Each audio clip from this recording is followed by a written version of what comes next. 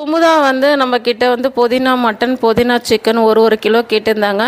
எப்பயுமே புதினா, கருவேப்பிலை இதெல்லாம் வந்து கேட்டால் நான் அப்போ தான் ஃப்ரெஷ்ஷாக வாங்கிட்டு வந்து காய வச்சு நான் பொடி பண்ணி மிக்ஸ் பண்ணி கொடுப்பேன் நான். அந்த மாதிரி அவங்க வந்து வெளிநாட்டிலேருந்து கேட்டாங்கள்ல, சின்ன வெங்காயம் போட்ட வடகம், அதுவும் ரெடி ஆயிடுச்சு. வடகம் வந்து காயத்தான் நல்லா கலர் கொடுக்கும். அப்புறம் இந்த வாரம், அதாவது 1ஆந்தேதி நான் அரைச்ச மசாலா பொருட்கள் இவ்வளோ தான் இருக்குப்பா. பாதி வந்து சேல்ஸ் ஆகிட்டே இருக்குது.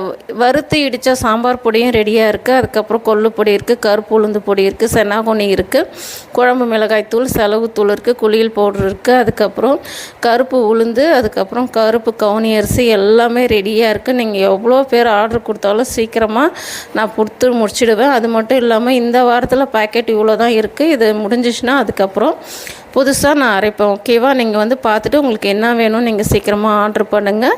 இது வரைக்கும் நீங்கள் ஆதரவு கொடுத்ததுக்கு ரொம்ப நன்றிப்பா.